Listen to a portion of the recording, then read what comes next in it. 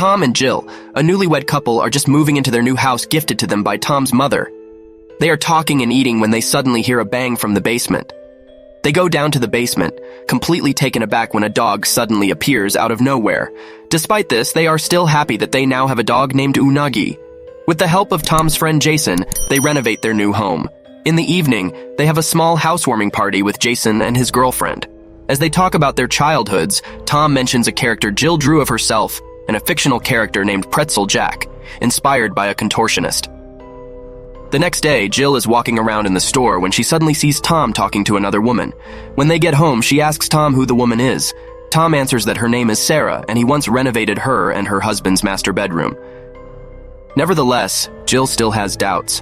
She asks Tom if he has slept with that woman, and Tom is resistant, telling Jill he would never cheat on her like her father cheated on her mother. They reconcile that night, and while they are sleeping, Jill has a nightmare. The next day, Tom and Jill discover a blue door in the basement, and they are startled, as there has never been a door there before. Tom calls Jason, and they try to open the door, but they are unsuccessful. With no other options, Jason shoots off the doorknob with a shotgun, and the three of them open the door, only to see another door at the other end of the hallway. This door has only a handprint, and like the first door, it is also locked. For several days, they try everything to open the door, but it remains locked. One day, Jill visits her therapist, whom she has not seen for some time, and tells him that she feels unsafe because of the door at their home, and she can't trust Tom as he seems to be hiding something from her. That night, Jill finds Tom visiting another woman and returns home to the basement. She places her palm on the handprint and the door opens. As she enters, her flashlight suddenly goes out, causing her not to see someone passing in front of her. When she finally manages to turn the flashlight on again, she sees a man standing in the corner of the room. The man suddenly runs towards her and out the door, and she calls the police. The police say it must be a burglary, but Jill tells them the intruder is already inside the house. Tom asks the police if they can have someone stay outside and watch the house overnight. The next day, Jill calls Sarah, who tells her to tell Tom to stay away from her, or she will file a restraining order against him. Suspicious, Jill visits Jason and asks if he knows anything about Tom and Sarah, but Jason only tells her that nothing has happened. When Jill insists on asking about Tom and Sarah's relationship, Jason begins to gaslight her. As they argue, they don't notice that the man from the basement is there too, doing nothing before attacking Jason and murdering him. Jill is shocked and can do nothing but scream for the man to stop. The man begins to bend and play tricks before leaving. The case is under investigation and 2 detectives are questioning Jill. The female detective thinks Jill knows who the masked murderer is, as he killed Jason but didn't harm Jill at all. Later, Jill goes to the basement looking for her drawing of Pretzel Jack. For days, she thinks about the masked man until she remembers something. She visits her old house, waits for the new owners to leave, and then sneaks into her old room. She kneels in the closet and breaks the thin wall on a small door that looks exactly like the door in the basement of her new home. She opens the door and sees a figure with a mask. Back at her own house, she's getting dressed when she sees the man with the mask watching her through a gap in the bathroom door. When Tom checks the bathroom, the man is gone. She visits her therapist again, telling her that the man Pretzel Jack has become real, but the therapist doesn't believe her and begins to question why she thinks the masked man is Pretzel Jake. Just as Jill gets emotional, the lights begin to flicker. Everything stops when Jill leaves. Jill decides to confide in her neighbor Ian, and the man listens to her without judgment. When they both recognize the masked man, Jill believes it really is Pretzel Jack because he killed Jason when he was angry at him. They quickly return to Jill's therapist, who she had just been angry with earlier in the day. When they see the therapist is still alive, they leave again. Meanwhile, Tom visits the mysterious woman again. It turns out she is a non-traditional therapist who helps Tom forget all his troubles through flotation meditation, and she has been observing him without his knowledge. When Tom's laptop rings, indicating he's received a call, Jill is home alone. It's Sarah, threatening Tom to stay away from her and her family. Jill can hear a baby crying in the background and realizes that Sarah and Tom must have had a child together. Jill is angry and unwittingly enrages Jack, causing him to attack Tom. Pretzel Jack initially ignores Tom's therapist, as she is not his target, but the woman sees Pretzel Jake and shoots at him, causing Pretzel Jack to attack her. After dealing with the woman, Pretzel Jack goes to where Tom is and tries to kill him. Tom manages to escape but is pinned and stabbed in the chest by Pretzel Jack. The injured woman sees Tom struggling and finally shoots Pretzel Jack. Tom gets in the car, and when Pretzel Jack catches up to him, he reverses immediately, colliding with another car. Pretzel Jack sees what has happened and walks away as Tom is taken to the hospital. Hearing of the incident, Ian drives a distraught Jill to the hospital. In Tom's room, Jill asks her husband why he didn't tell her he was going for therapy. Tom doesn't answer, and the 2 detectives come to question them again. They show footage of Pretzel Jack attacking Tom, and Tom mentions Jill's drawing of Pretzel Jack, saying that the man must have made himself look like Pretzel Jake when he saw Jill's drawing in the basement. The detectives want to know why Pretzel Jack killed Jason, tried to kill Tom, but never did anything that could harm Jill. Tom and Jill return home, and Jill tells her husband the truth about Pretzel Jack. She says Pretzel Jack only wanted to protect her from any pain, and she admits that Pretzel Jack first became real when her father left. Then she shows Tom the body of Pretzel Jack at that time, but Tom finds it hard to believe. He asks Pretzel Jake why he is angry at him, and Jill demands that he tell her the truth about the child. Tom finally admits that Sarah is his ex-girlfriend, and he found out she was pregnant when he was already with Jill. Sarah's husband thinks the child is his, but Tom is certain that he is the real father of the child. Jill is angry because Tom has been lying to her, and they both start to argue. Meanwhile, Pretzel Jack must sense Jill's anger and goes to the couple's home, only to see Tom and Jill leaving. Tom and Jill go to the latter's psychologist for marriage counseling. Jill tells the two men that little Jack is not just a hallucination. He is real, but the man still refuses to believe her. Jill is furious that they treat her like a child with an imaginary friend. When they hear a loud bang outside the room, Jill tells Tom she's not crazy. When the therapist stands up to speak with what he thinks is a repairman outside, Jill and Tom try to stop him, saying it's Pretzel Jack. The therapist doesn't listen and still walks out of the room, where they see a doorman cleaning.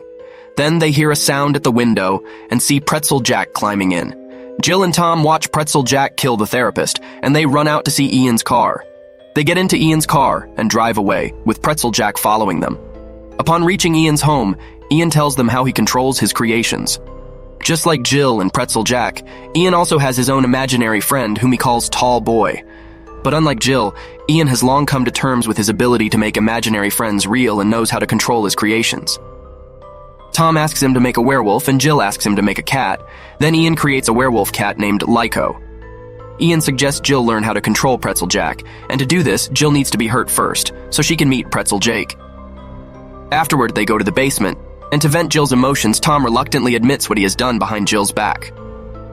Before Jill and Tom became lovers, Tom had an affair with the married Sarah. When Sarah got pregnant, Tom knew the child was his son, and he wanted to be the father, even though he didn't love Sarah. Tom also admits that he doesn't know if he wants to have children with Jill, because he fears Jill will be just like her father, not a good mother at all. Then Tom walks out, not realizing that Pretzel Jack is already in the corridor, summoned by Jill's emotional distress. Pretzel Jack runs past Tom and approaches Jill, and Jill is mesmerized as she sees Pretzel Jake.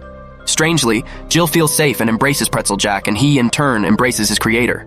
Everything goes smoothly until Sarah comes to their house and Jill sees her talking to Tom. Jill gets angry and Jack attacks Tom and Sarah. Before Tom and Sarah can escape, Pretzel Jack stabs Sarah's leg. When they reach the equipment room, Tom finds out that Sarah has come to tell him that she has taken a DNA test, and the child is not Tom's son.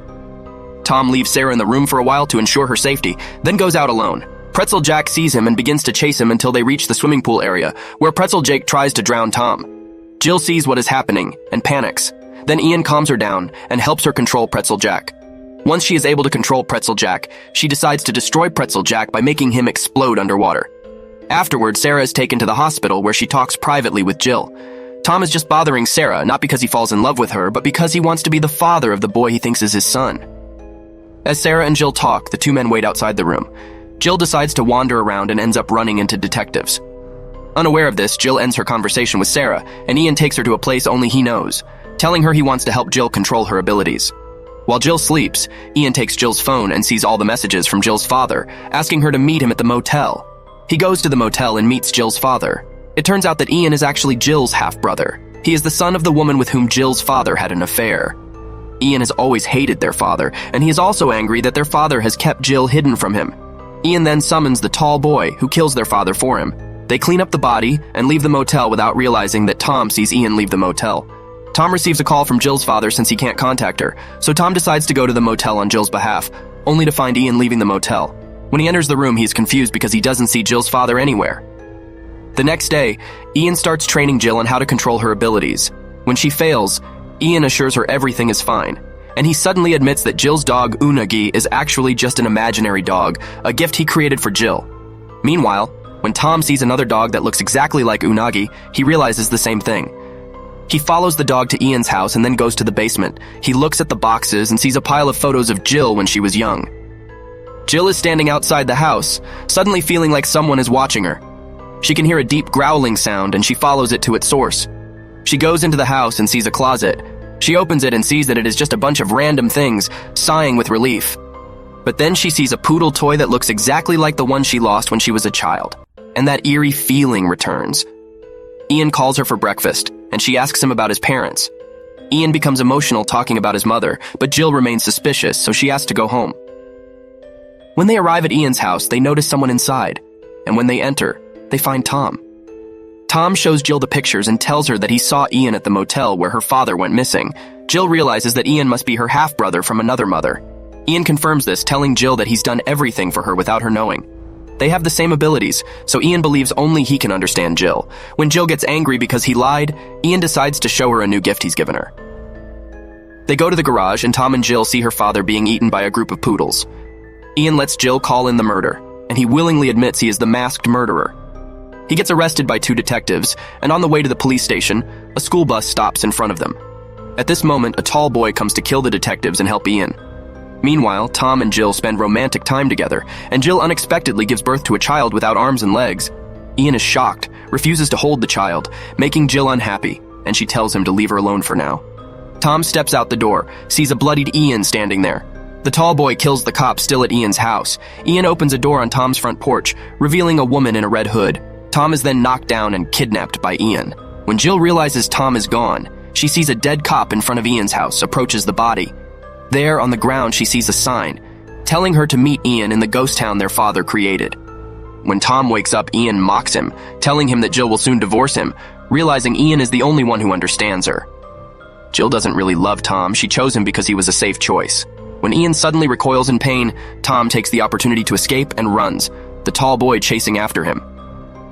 Jill arrives at the ghost town at night. A truck stops in front of her. A man steps out.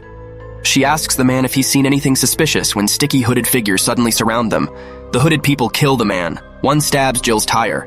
Jill sees the tall boy and runs, hiding. Then she hears a voice from the house, sees Tom. She approaches Tom, asks if he's okay. She tries to bring Pretzel Jack back because he's the only one who can help them right now, but she can't, and Tom acts strange. When Jill fails, Tom tells her it's okay and kisses her. Jill grabs Tom's hand, a white liquid seeps from it.